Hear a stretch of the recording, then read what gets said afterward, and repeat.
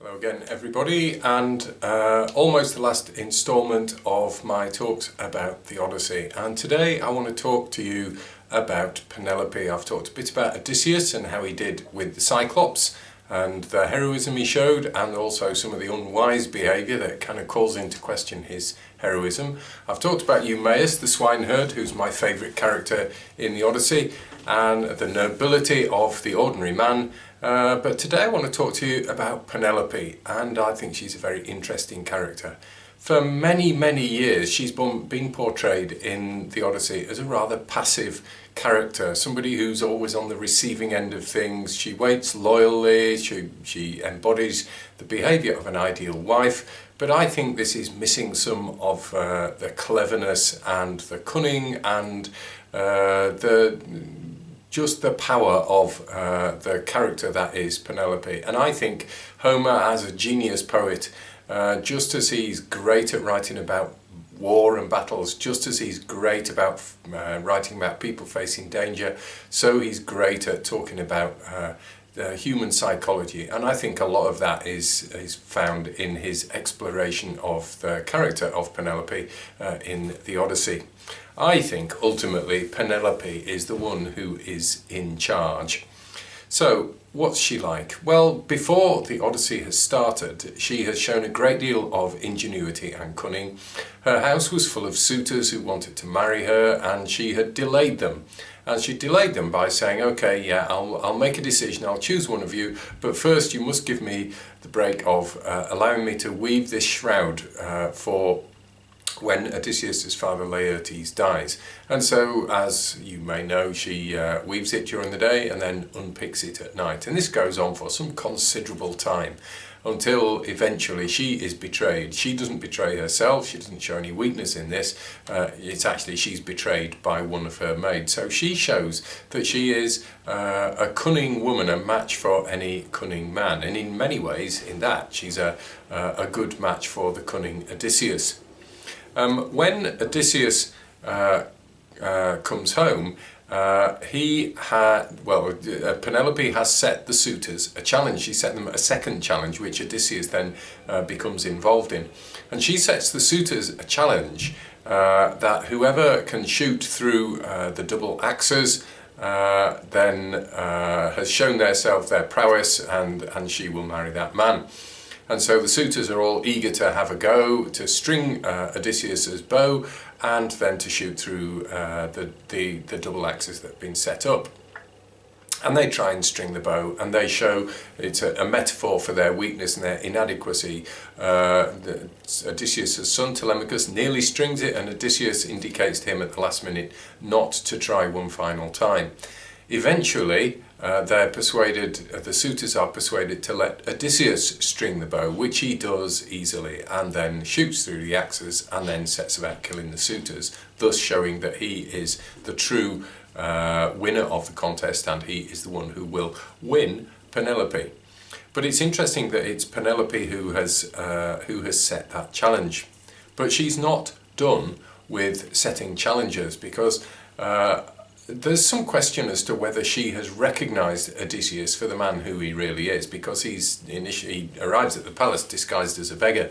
But it may be that she is actually in the know all along about who he really is, but she wants to make sure, because after that challenge has been met, she then sets a subtle challenge for Odysseus, and that is, she tells him, what I want you to do is move our marriage bed. Now this is impossible because, as only Odysseus would know, or Odysseus and Penelope would know, the house was actually built around the frame of that bed.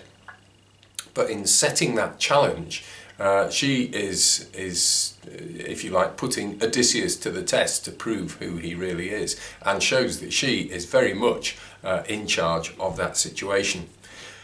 But at the end of all that, this is what happens, and this is where Homer, I think, can almost melt your heart with his writing.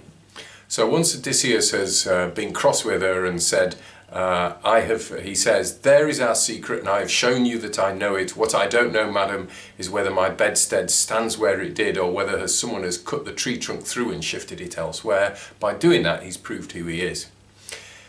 Penelope's knees began to tremble as she realised the complete fidelity of his description. All at once her heart melted. Bursting into tears, she ran up to Odysseus, threw her arms round his neck and kissed his head. "Odysseus," she cried, "do not be cross with me, you who were always the most reasonable of men.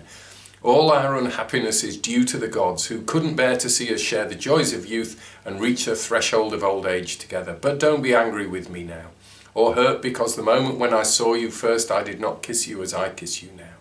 For I had always had the cold fear in my heart that somebody might come here and bewitch me with his talk.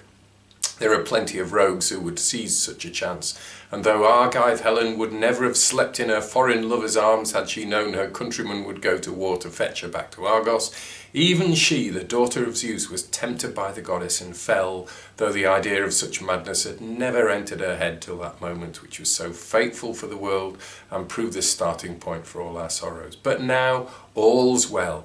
You have faithfully described our token, the secret of our bed, which no one ever saw but you and I, and one maid, Actoris, who was my father's gift when first I came to you and sat as sentry at our bedroom door.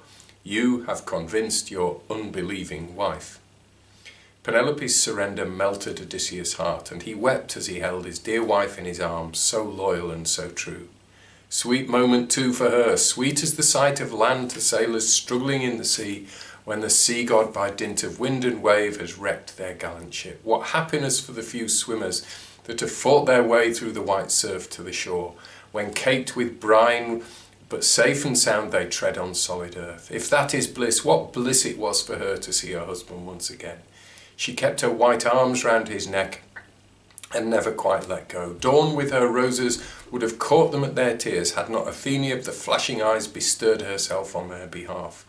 She held the long night lingering in the west, and in the east at Ocean's stream she kept Dawn waiting by her golden throne, and would not let her yoke the nimble steeds who bring us light, Lampus and Phaethon, the colts that draw the chariot of day.